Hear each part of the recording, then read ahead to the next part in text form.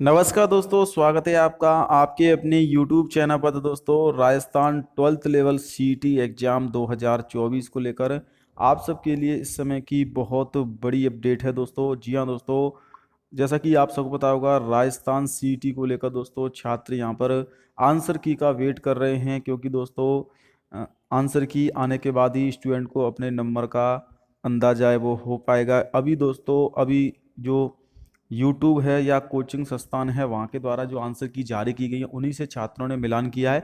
लेकिन आपको बता दूं, प्रत्येक शिफ्ट में जो 6 शिफ्ट में पेपर हुआ है उसमें प्रत्येक शिफ्ट में 2 से 3 प्रश्न गलत हैं, या तो उनके ऑप्शन गलत हैं या फिर प्रश्न में उनके ऑप्शन नहीं है, या एक से ज़्यादा ऑप्शन सही हैं। और कुछ शिफ्ट में दोस्तों मिस प्रिंट भी हुआ है।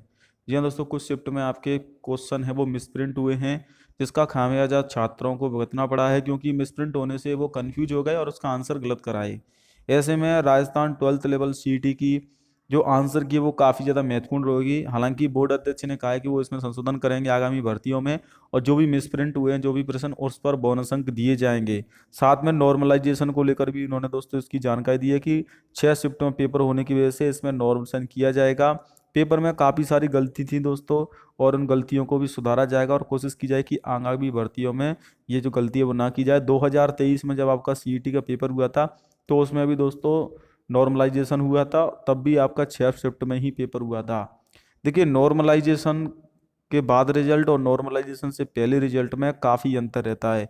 अगर बात करें दोस्तों, नॉर्मलाइजेशन से पहले जो आपका रिजल्ट रहता है वो एक बार मैं आपको दिखा देता हूँ। देखिए, 12th लेवल का जो सीईटी का पेपर हुआ है दोस्तों, काफ़ी सारे स्टूडेंट पहली बार जो है एग्जाम है वो दिया होगा, उनको नहीं पता है नॉर्मलाइजेशन क्या होता है। तो ये 2023 का रिजल्ट कार्ड है दोस्तों, जब आपका 2023 में सीईटी हुआ था उसका रिजल्ट कार्ड है। तो यहाँ पर मैं आपको थोड़ा सा रिजल्ट को लेकर दिखा देता हूँ दोस्तों। देखिए, ऑप्टिनेट मार्क यानी कि आपने कितने अंक हासिल किए हैं, और मार्क आफ्टर नॉर्मलाइजेशन, नॉर्मलाइजेशन के बाद आपके नंबर यानी कि 3 नंबर कम हो गए। तो दोस्तों, 6 शिफ्ट में जो पेपर होगा उसमें से आपके 3 शिफ्ट में तो नंबर बढ़ेंगे, तो 3 शिफ्ट में नंबर कम होंगे। अब कौन सी शिफ्ट में नंबर बढ़ेंगे, कौन सी में कम होंगे, वो बोर्ड डिसाइड करेगा। बोर्ड कैसे डिसाइड करेगा वो मैं आपको बता देता हूँ। वो डिसाइड करता है एवरेज अंक के आधार पर। जिस शिफ्ट का पेपर टफ होता है दोस्तों, उस शिफ्ट का नंबर बढ़ते हैं, और जिस शिफ्ट का पेपर थोड़ा सा इजी आता है या फिर उसके कंपैरिजन में सरल रहता है, हालांकि जो 6 शिफ्टों में पेपर हुआ है दोस्तों, वो सभी शिफ्ट का पेपर कठिन ही आया था। लेकिन फिर भी दोस्तों एक जैसा एवरेज अंक निकल के नहीं आएगा। जैसे कि मान लीजिए आपका पेपर हुआ है दोस्तों, आपका पहली शिफ्ट का पेपर, मैं आपको एग्जांपल देके बता रहा हूँ, और पहली शिफ्ट का जो एवरेज अंक निकल के आ रहा है सभी छात्रों का, पहली शिफ्ट में जिन्होंने एग्जाम दी थी उनका एवरेज अंक निकल के आ रहा है आपका 190।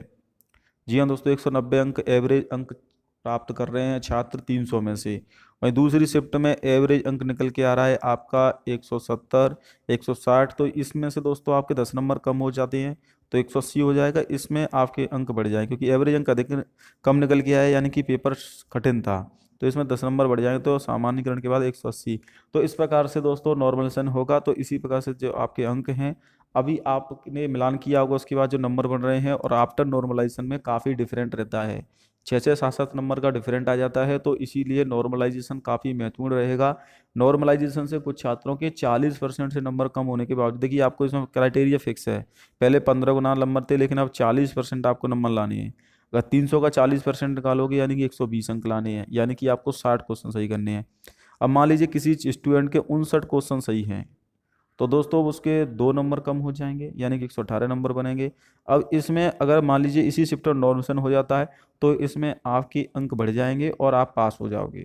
118 नंबर पर तो आप पास नहीं होगे, लेकिन अगर 3 से 4 नंबर बढ़ जाते हैं तो पास हो जाओगे, यानी कि 40% से कम वाले पास हो जाएंगे। 59 क्वेश्चन सही कर 60 क्वेश्चन सही करने आपको 120 नंबर लाने हैं, लेकिन 2 3 क्वेश्चन गलत हो गए आपके 60 क्वेश्चन में, तो वहाँ पर आपको इसका बेनिफिट भी होता है। लेकिन मान लीजिए किसी छात्र के फिक्स नंबर आ रहे हैं या 124 नंबर आ रहे हैं, और उसी पारी में दोस्तों 8 नंबर कम हो जाती हैं, या फिर मान लीजिए 5 नंबर ही कम हो जाते हैं, तो इससे 119 नंबर रह जाएंगे, यानी कि ये नॉर्मलाइजेशन के बाद भर्ती से बाहर हो जाएगा। इसीलिए ये नॉर्मलाइजेशन काफ़ी महत्वपूर्ण रहेगा, और यही नॉर्मलाइजेशन आपको दोस्तों यहाँ पर कट ऑफ में भी इफेक्ट डालेगा। वैसे क्राइटेरिया फिक्स है कि 40% है सभी कैटेगरी के लिए, SC ST को छोड़कर। SC ST के लिए आपके 35%, 105 नंबर हैं, बाकी सभी को 120 नंबर ही लाने हैं। तो आपके कितने नंबर आ रहे हैं मुझे कमेंट करके जरूर बताना। जो भी प्रश्न ड्रॉप होंगे अथवा डिलीट होंगे उनके बोनस अंक आपको दिए जाएंगे, इसकी मांग भी उठाई गई थी बोनस अंक दिए जाएं। और साथ में दोस्तों अगर आपसे कोई फॉर्म में कोई गलती हो गई तो आप 29 तारीख यानी कि कल से और 7 नवंबर तक संशोधन भी करा सकते हैं। फॉर्म में कोई गलती है तो 29 तारीख से 7 नवंबर के बीच में करेक्शन करा सकते हैं। श्रेणी में भी करेक्शन करा सकते हैं, कैटेगरी वाइज, और शैक्षणिक योग्यता में अगर करेक्शन कराना चाहते हैं तो वो भी करा सकते हैं। उसके लिए भी आपको एक बार ही संशोधन का मौका दिया जाएगा। जैसे कि किसी का 12th का रिजल्ट बाद में आया है या फिर बैक लग गई थी तो वो योग्यता में बदलाव कर सकते हैं, पहले पेयरिंग से भरा था तो वो योग्यता में बदलाव कर सकते हैं। और 12th लेवल सीटी की जो आंसर की है दोस्तों वो बोर्ड के द्वारा 10 से 15 दिन के अंदर जारी हो जाएगी। 18 लाख में से 15 लाख ने ही परीक्षा दी है तो जल्दी आंसर की आएगी, ओएमआर शीट स्कैन होंगी। और इसके बाद दोस्तों आपका रिजल्ट का जो कार्य है वो दिसंबर में पूरा होगा, दिसंबर तक ही रिजल्ट आ पाएगा। क्योंकि इसी जो नवंबर का फर्स्ट वीक है उसमें आपकी 12th लेवल की तो आंसर की आएगी और ग्रेजुएशन स्नातक लेवल की दोस्तों आपका रिजल्ट आएगा, जिसको 27 और 28 सितंबर को पेपर हुआ था। तो ये पूरी जानकारी है दोस्तों राजस्थान 12th लेवल सीटी को लेकर। वीडियो पसंद आए तो वीडियो को लाइक करें, चैनल को भी सब्सक्राइब कर लेना। जय हिंद, वंदे मातरम।